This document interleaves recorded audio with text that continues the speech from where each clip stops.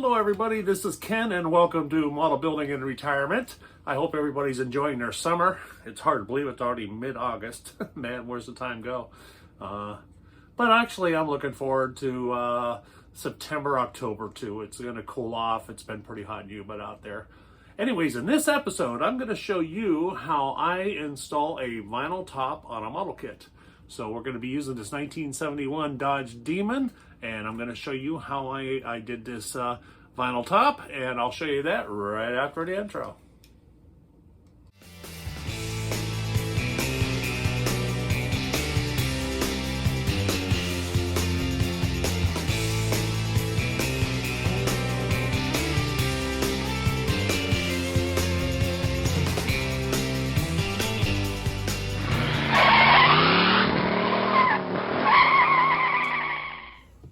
Okay, so we're going to do a vinyl top on this car. So, 71 Demon body. And just like any other model, you want to start off with, cleaning up your mold lines, mold separation lines, detail out your door gaps or whatnot, just to prep the car like you normally would before primer. I'm doing it dry. You could do it wet too. Can always get more aggressive if you have to. I always start out with my least aggressive and work my way back only if I have to. Gonna get out my scriber here, and I'm gonna use a 2000s wide scribe line here and just go over my window trim and all my door gaps. And I will have a description of this and every other tool that I use or supply that I use. Mainly all from Amazon. I'll have it in the description of my video.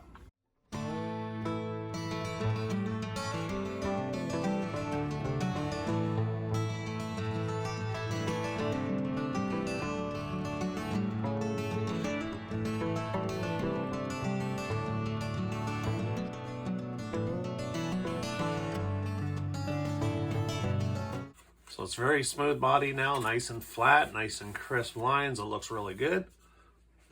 Okay, so to do a vinyl top, the way I do it, now there are different options. Some people have done them with masking tape, using the tape as a textured vinyl and painting over it. So there's one way to go. I believe there's even a vinyl top vinyl kit that can be bought where you actually apply like vinyl strips to your roof. But I've had great success just doing it the way I'm going to show you here. Okay, so what I use is Evergreen Scale Models 10 thousandths by 30 thousandths polystyrene strips. And I get these at Hobby Lobby. You can get them over online or at probably any local hobby store. And it's very, very thin, very fragile. But this is going to be used for a couple different things here. One of them is there's always a seam on both sides of the roof. So this will be working as that seam on either side. And then there's going to be the trim between the vinyl top and the car where there's usually a stainless or chrome trim. So you're going to be making trim here. And then there's usually trim at the bottom of the window too, such as here. So this is what this is going to be used for. So you need the polystyrene strips. You're going to want to use Tamiya extra thin cement, an X-Acto knife, and then for the texture of the roof itself, now I have successfully used semi-gloss Tamiya through an airbrush, and what I'll do is I'll spray that on extremely dry coated, holding the brush really far away so that I'm not getting a smooth wet paint job on there, and that gives it a little bit of texture. And that was the way I was doing it. But MCW Paints, where I buy all my paints, my color and my clear coats, they have this black textured lacquer, and I think they have it in other colors too, like white and I think green or beige or something like that. But I'm not sure exactly what's in this, but it's a black lacquer and it's got a little bit of texture in it, so it's got some sort of flex of something to give it a little texture. But I'll spray that with my airbrush at about 5 thousandths blade, 18 to 20 psi. And once again, you don't soak that on either. You kind of just you know, give it up to medium wet coats. Okay, so we'll get to that a little bit later.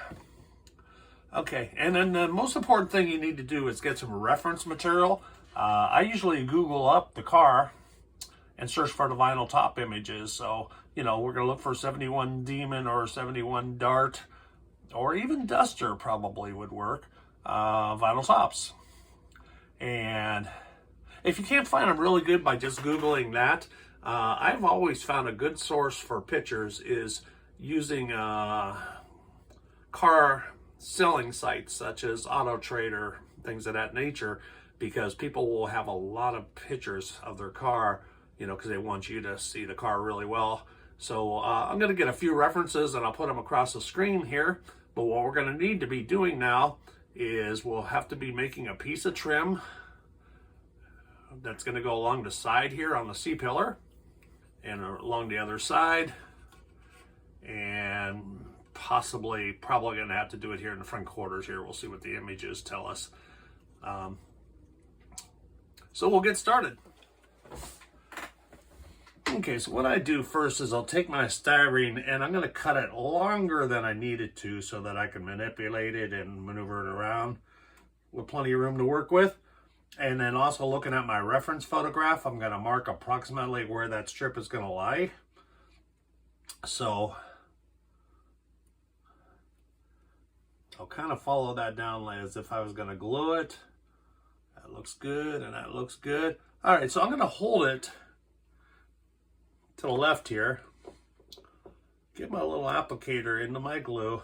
Now, one of the tricks is to not sop that with glue, because it's such a thin sheet of styrene that if you just totally soak that, it will begin to melt on you. And you don't want to like press right where you glued or anything, because you'll squeeze it with your finger. You'll even get your fingerprint embedded into it. You know, you're melting the styrene essentially. So what I'll do is I'll just start out in the center.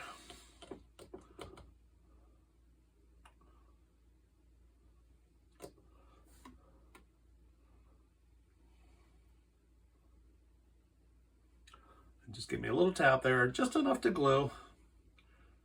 Then I'll move my finger away. So now I have my first little glue mark. Okay, so that's glued on. Then I'll come out here to the edge of the front windshield trim here.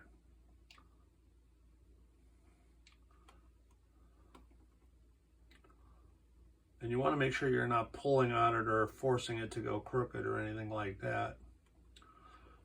Okay.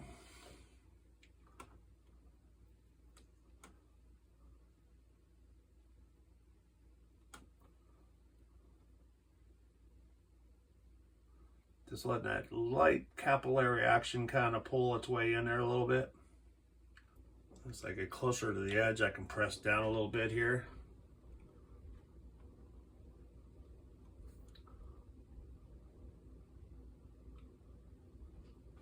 I'm going to turn this around so I have better control.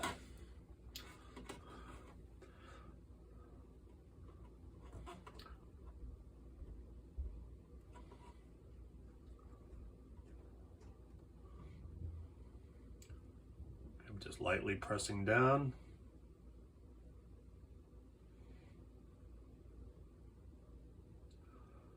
Just ever so lightly tapping either side with my brush applicator to let that capillary action pull that glue down, and trying very carefully not to get my finger on top of where that glue is. Okay, and then once you start that, you can carefully look in the light and you can see that you have a gap. For example, I see glue here and I see glue here, but I kind of now want to make sure I don't have any voids. So I'm just going to kind of tap that along and let that capillary action pull further.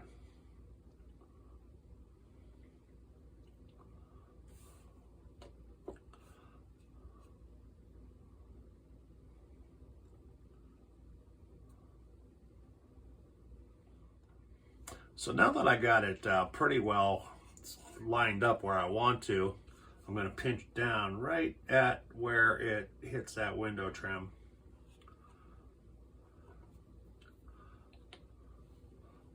get a dab of glue right there at the very back of the roof.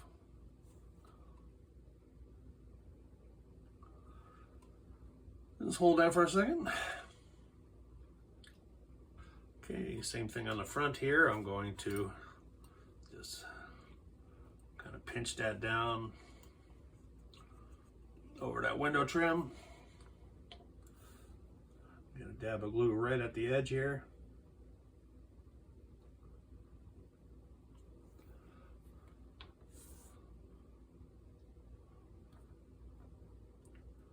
Okay, so once you get your strip glued down, now right at the top of your window trim here, you know, you got your window trim that's about a 1/16 of an inch from front to back here. What you want to do is get your razor knife right in that groove at the back of the window trim, because you want this roof vinyl seam to stop right at the window trim. And this is so soft that you could just literally get in line there and push your blade down and it just cuts. Okay, you want to do that on the back too. Okay, so there's your first strip into place. So we're going to repeat that on the second side, and you know, the trick there is just try to want to keep that as equal as possible. So when you mark it, eyeball it up real good. All right, so get me another piece of styrene here, and once again I'm going to cut that longer than my roof.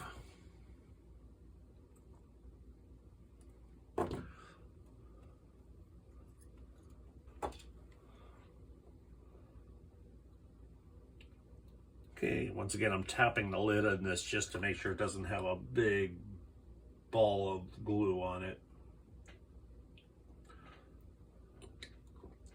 So that capillary action pulled that along pretty good.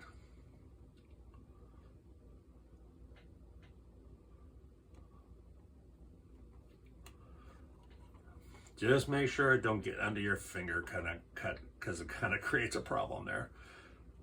Okay, so now the center is glued down really well, so I'm just going to very carefully put some pressure on the front here.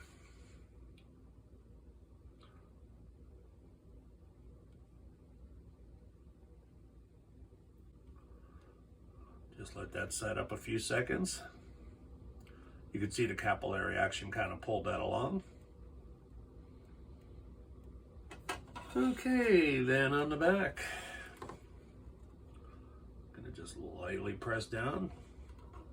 Just make sure you're not like altering it by bending it sideways or causing an arch in it or anything like that. Okay, and then once you get that glued in a few places here, once again, you'll just kind of pinch right down on the window trim side. All right, then once again, I'm gonna pinch down right in the back of that window trim and get a little dab of glue right at the back edge here.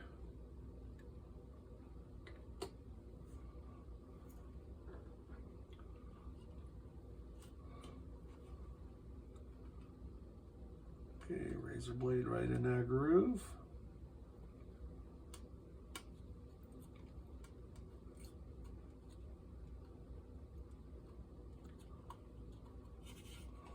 See, that capillary action kind of pulled that glue further. Okay, so there you go. Okay, so then once again, you take your styrene here and you just, in fact, you can leave it this long, you know, it's quite long here. Get yourself in a position. You might want to use like this little sponge here to get it down. Now, looking at the reference picture, the chrome strip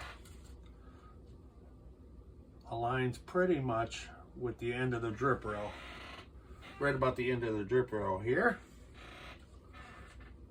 and circles around and aligns with that back window trim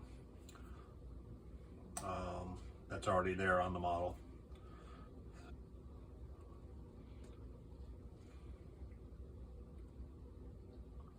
A little dab of glue.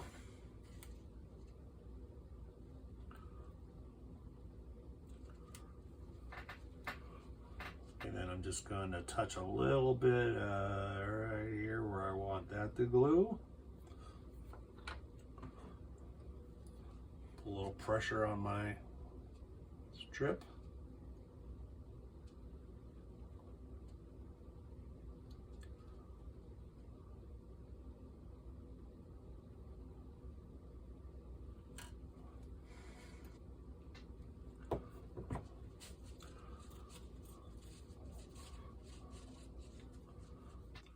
And the reason I like to start in the middle is that way I can kind of manipulate the front and back without the middle losing its position.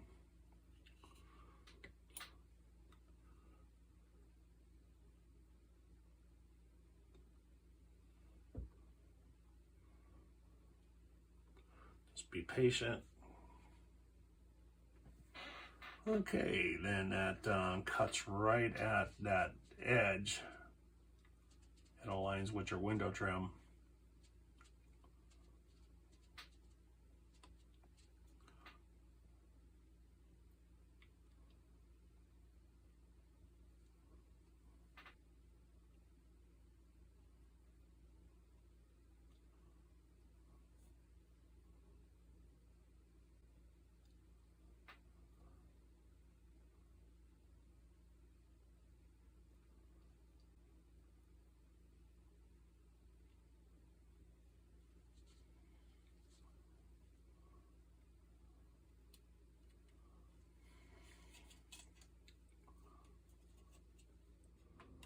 Okay, then once again you're aligning with your bottom trim of your back window to get that alignment. Put a little glue here.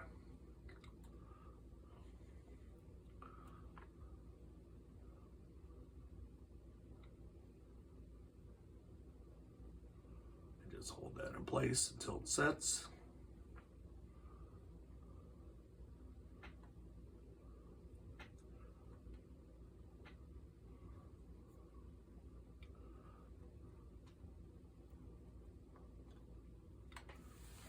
Okay, so then once you get your styrene in place, the stuff on the outside where the paint is going to match up to the vinyl top, you want to keep the integrity of that so that that could be foiled over, painted, or whatever, you know, for stainless trim, whatever you're going to do there. But the two strips across the top are just slightly over thick, if you will. So what you want to do there is just take a little bit of sandpaper, you know, like 800 grit or whatever, and just lightly sand right across the top, because you want to thin that out. That's just a little too pronounced.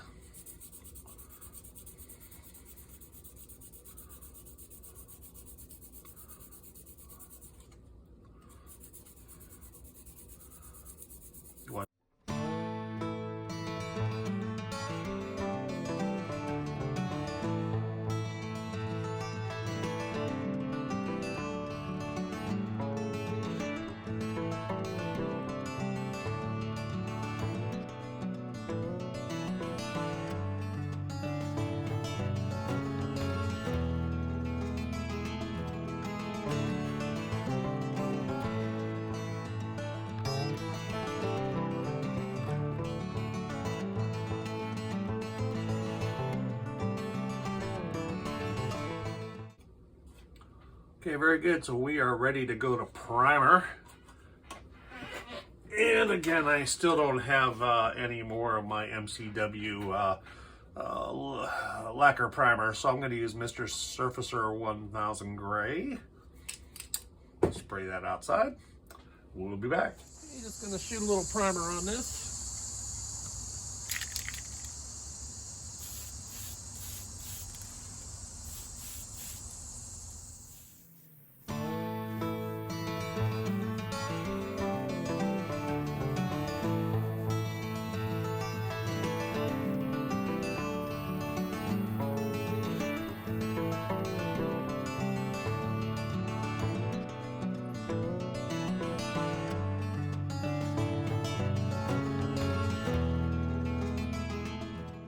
Okay, that's good. All right, so my next step in the process is I'm going to put the body color on the car. And just to make sure that this doesn't contaminate or have any ill effect on the vinyl top later, I mask it off. Possibly not going to be a problem, but it's a precaution, because as I spray that green and the glossier you get if you spray it on the C pillar or on the A pillar here, that may have an effect on when I do that black textured paint later. So I'm going to mask that off. Not super perfect masking, because we're just trying to keep from getting a gloss coat onto that top. So a little something like that. Alright, so I just masked off the vinyl top there, so I'm not going to be direct spraying any kind of gloss coat over that. So that's enough. I just won't dwell on the roof at all. So we're going to get the color on the car and the other parts too, like the hood and the valance, firewall, and all that stuff. And I'll meet you at the booth.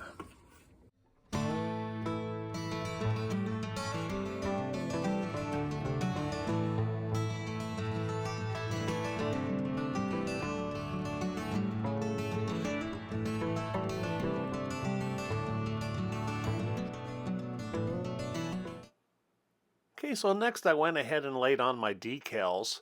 And the reason I'm doing the color coat decals and I'm going to go into clear coat first, all before I do the vinyl top, is that the hardener in the clear coat is extremely durable. So I'm going to feel a lot safer taping that off to paint the roof in the end versus painting the roof now and masking it to do the rest of the car.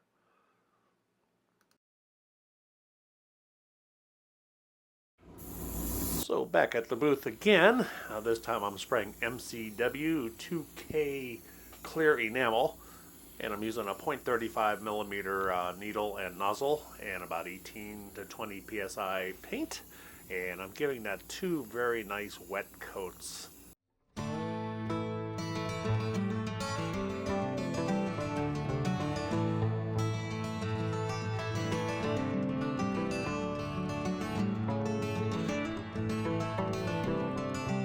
Okay, so it's been about 24 hours since I sprayed the clear on there, and of course the clear has a hardener on there. So it is now safe to tape off to paint the vinyl top texture onto the car. So I'm going to mask all the paint off. Now, one word of caution, and I've learned this the hard way, is when you're taping off your body, avoid taping directly over where the decal is, because even though that's been cleared over, when your tape sticks really good and later when you go to peel it off, it can lift the clear and the decal below it and make a total mess for you. So what I'll probably end up doing is I'll get some tape along the edges here, and then I'll probably put a piece of paper as a barrier on the stripe so that I'm not directly taping that down. So let me get the masking, I'll show you what I mean. And I am taping directly on this little trim line that I put on this trim for the vinyl top. That trim is going to be foiled over or painted. Okay, I'm gonna get some masking on there and I'll be right back. All right, so I got the car all masked off and I'm using frog tape. It's a low tack paint with a really nice crisp edge for nice clean lines. My understanding is it's very much like Tamiya, only cheaper. It comes like in an inch and 1.5 inches wide by 60 yards. And it's got like a low tack to it, which has a good and bad point to it. The good point is it's not sticking to the paint so severely that you risk pulling up the paint when you take it off. But at the same time, since it's low tack, you do have to be extremely careful around your edges to press that down right before you spray to make sure you're not getting any paint below it or behind it. And then I cut a strip of paper on both sides along that entire horizontal stripe so that I have no direct tape contact to the stripe to risk any pull up of that. All right, so we're all masked off and I'm going to use MCW black textured lacquer. This is specifically made for doing vinyl tops, so I'm going to mix that up extremely well, and I'm going to shoot that with a airbrush at 0.5 millimeter nozzle, 18 to 20 psi pressure, and I'm gonna start out by giving it several light coats, and I'll adjust as necessary. I don't expect to put any super wet coat on there, but I'll, you know, if I make any changes at the booth, I will. I'll let you know what I did. All right, we'll meet you at the booth.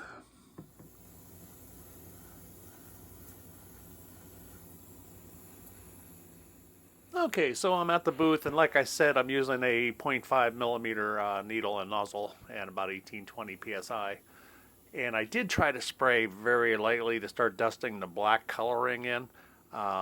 This is used straight out of the bottle, being a lacquer paint. It's all pre-mixed.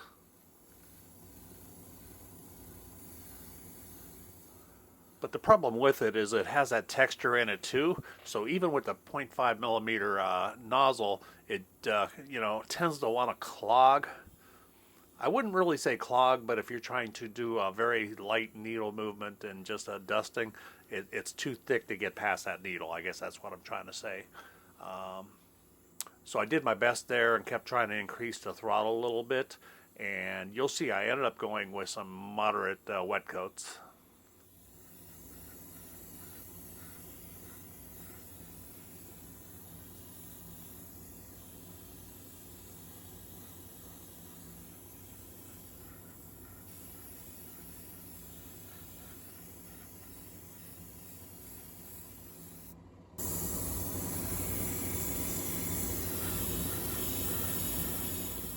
So it was right about here where I decided that, you know, the best way to go was just increase the throttle. So I'm probably at least 3/4 throttle. I'll pull back on my needle now to allow that paint to actually flow past the needle. So I'm going to call it a light to medium wet coat. I'm trying to get wetter now. But no matter what you do, you weren't really able to lay it on super wet. So you don't have to really worry about that. And then here you can see that I'm at absolute full throttle, and I'm just kind of laying that paint on. But it's laying on nice and uniform. It's not too wet, and it's getting the color down as well as the texture. So that was the way to go. I just kind of forgotten how that went.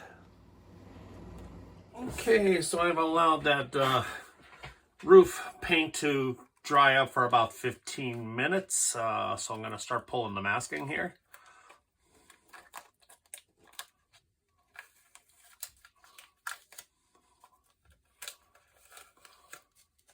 See, that precaution helped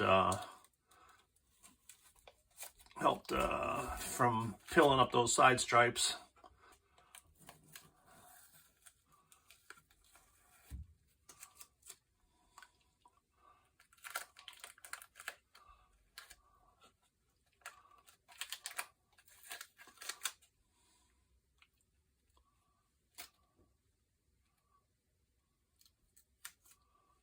Okay, so it all came up good. I didn't peel up any paint. That's a really good thing. I got the slightest bit of overspray that got below the paint there, but being that this is a really shiny clear coat, even just polish is going to clean that up. A little alcohol would work too. You dry eraser. Okay, so we're going to let that cure up for several hours before we do our bare metal foil. Alrighty, so I had this in my food dehydrator for about 3 hours at 105 degrees. And being a lacquer paint, that's probably set up well enough to work with now. Feels good. Okay, so I'm going to do my bare metal foil.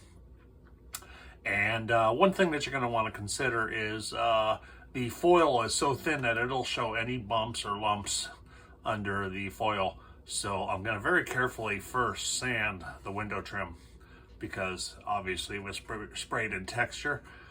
So we want to smooth that out. That's what I'm going to do first. And then we'll get to bare metal foiling.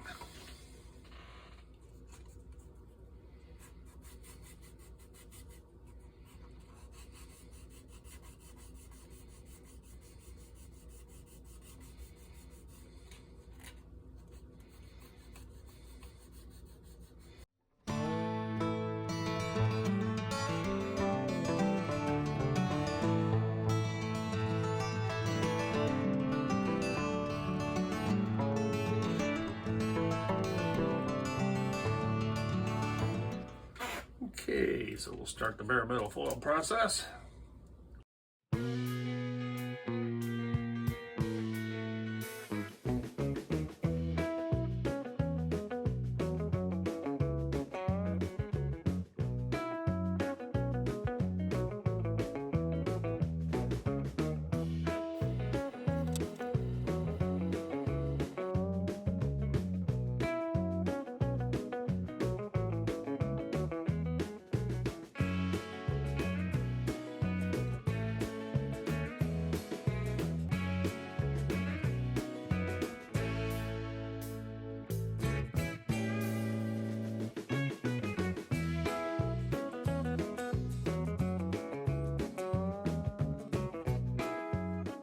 Alright, so we got the vinyl top all completed along with the bare metal foil.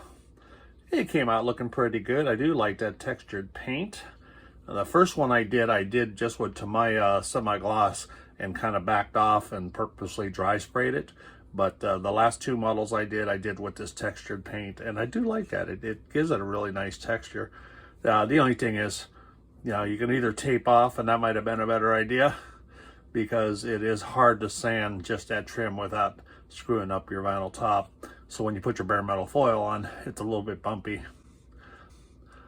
But all in all, I'm happy with it. It's a nice contrast, nice looking thing. So, well, I hope you enjoyed the episode, and I hope that helped you on how to do a vinyl top. As I said, there are a couple different methods to do, but this is my favorite, and I think it's fairly easy, you know, and looks realistic. So I think the biggest thing on this one is that window trim. You probably would be better to tape it off or foil it before you spray your texture, and then after the fact remove that foil and then reapply fresh foil, because that's my only complaint about the job, is I just didn't do a good enough job sanding, but I was afraid of scuffing and damaging the roof too. So, but it looks pretty good. Looks pretty good. So, you know, appreciate everybody watching, and if you do like my content, please hit like, subscribe, and ring that little bell icon, and please give me comments below. Tell me what you think of the video. So, until the next time, thank you very much for watching.